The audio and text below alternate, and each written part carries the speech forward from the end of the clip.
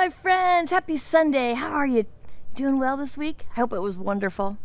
All right, we are in week 2 of our series, The Miracles of Jesus. And so we're on week 2. If you missed week 1, what do? You go back to TVC Kids Nashville. That's our kids YouTube channel, and watch week 1. That was the first miracle that Jesus performed. So it was a good one. So go back if you haven't seen that one, but we are ready for week 2.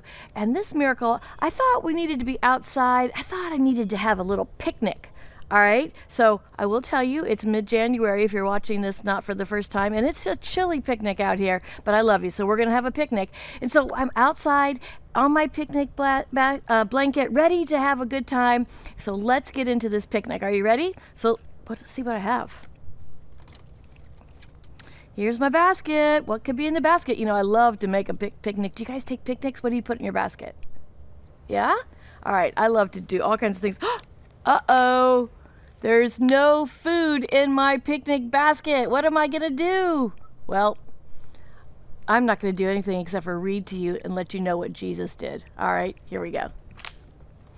From the Child's Story Bible by Catherine Voss. This one, I bet you know this story. 5 loaves of bread and 5,000 people. That's a really big picnic, right? All right, here we go.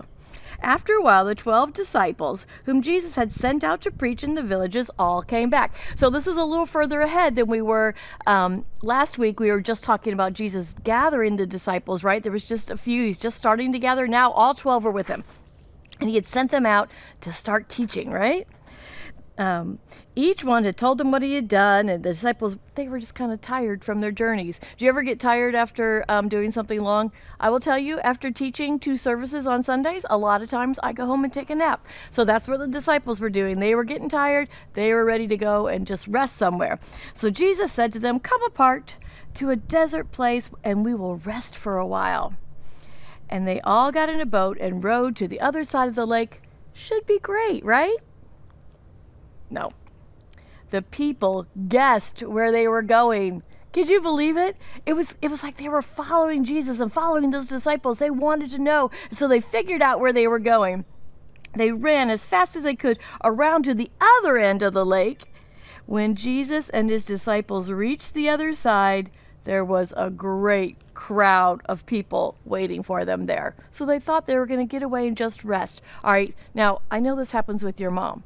Does this ever happen where your mom says, "I'm just going to go rest for a minute," and she goes to one part of the house and then all of a sudden all the kids are there? Yeah, that's what happened with Jesus too, all right? He said, "I'm just going to rest. My disciples, we're going to all rest for a little bit," and all the people showed up. Jesus felt a little sorry for the people because they were like sheep who had no shepherd. They were just following, and they wanted to learn so much. But there was no one but Jesus there to teach them. So he talked to them all afternoon. All right. So he was tired. The disciples were tired, but he's like, you know what? These people, they want to learn. They want to learn more about God. And so I'm going to teach them. And so they spent all afternoon teaching and talking. By and by, the sun began to sink, as it does, into the sky, and evening came. The people had been listening to Jesus all afternoon. They were a good crowd, weren't they? They were good students. They really wanted to hear. Now it was time for supper, and they had nothing to eat. Just like me with the empty picnic basket, nothing to eat. In their hurry to run after Jesus, they'd forgotten to bring any food with them, so they didn't even bring a basket. All right? All they thought about was, Jesus is going that way, we're going that way. And so they were there with no food. Now Jesus, he knows everything, and he knew that the people who had been listening to him were tired and hungry. And so he turned to Philip and he said, "Where can we buy enough food for a crowd as big as this?" Well, Philip, he said, "If we gathered all the disciples together, we wouldn't have enough money to feed all these people." Jesus knew this too. Even if we had the big sum, where could we get that big of a supper? Each one would only get a tiny piece. All of the disciples had been with Jesus a very long time then, and they'd seen him do other miracles. They still didn't understand there was nothing he could not do. So he could do anything, right? And they were like, what are we going to do? They were still worrying, weren't they? Even after seeing miracles before. And they said, should we send them away? They're asking Jesus, should we just send them away? Should we just send them out to villages, send them out to places to go? Here's what Jesus said. Remember this. You give them something to eat. Uh-oh. The disciples were like, wait, there's 12 of us. We don't have any food. We don't have much money. What are we going to do? How can we do this? And then Jesus told them this little story. He said, there's a boy, and he's got 5 barley loaves of bread and 2 fish. Andrew said, but what would that be among so many people? All right, so I don't know how you guys are on math, but math is not my best subject, and I still use my fingers sometimes to count. Do you guys do that, to do math? All right, so let's do 5. That's 5 little loaves of bread, 1, 2, 3, 4, 5, and 2 fish. All right, how many people do you think they were there? Keep those hands ready. All right.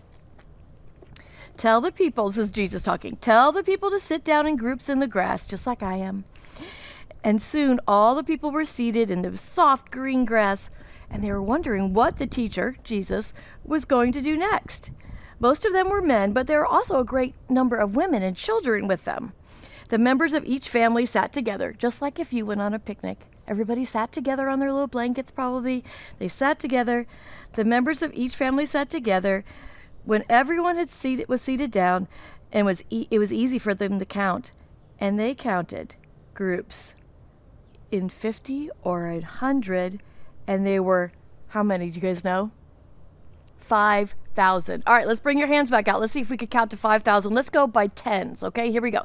10, 20, 30, 40, 50, 60, 70, 80, 90, 100. There's 100. 10, 20, 30, 40, 50, 60, 70, 80, 90, 100. That's 200. 10, 20, 30, 40, 50, 60, 70, 80, 90, 100. That's 300. 10, 20, 30, 40, 50, 60, 70, 80, 90, 100. That's 400. 10, 20, 30, 40, 50, 60, 70, 80, 90.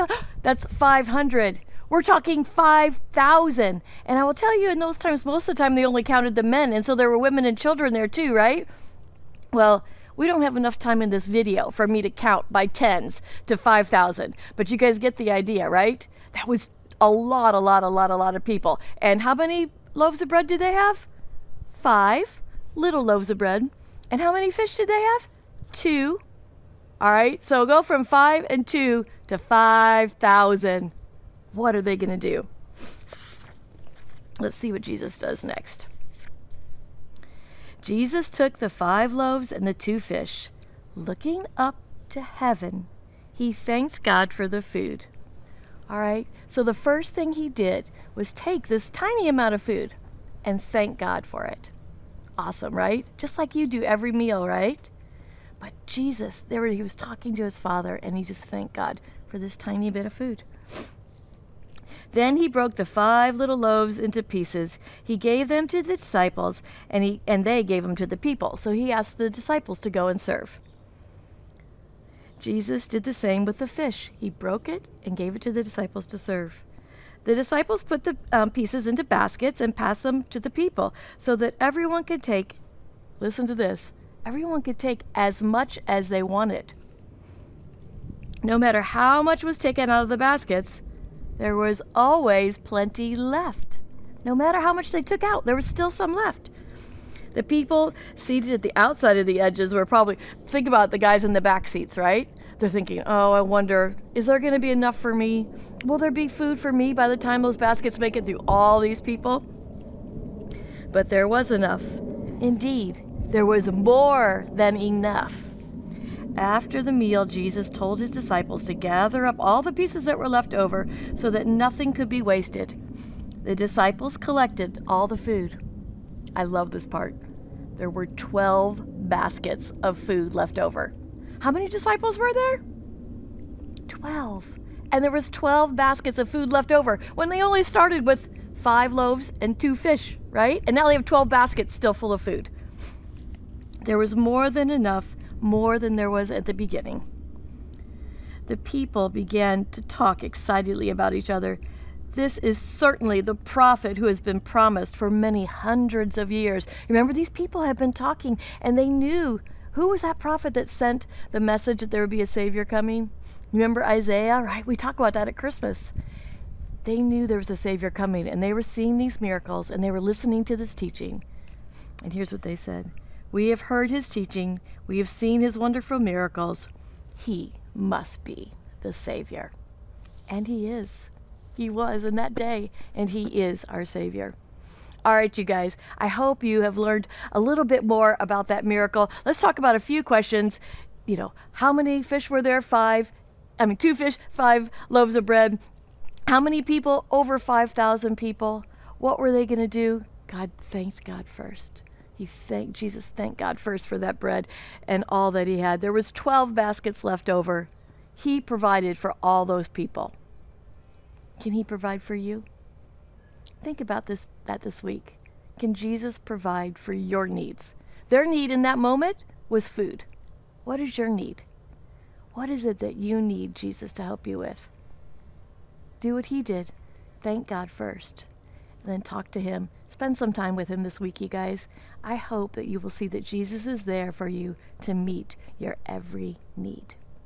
All right, you guys, I love you, and I'll be back next week with another miracle. So stay in tune, look back on these messages, and I'll see you next week. Love ya. Bye-bye.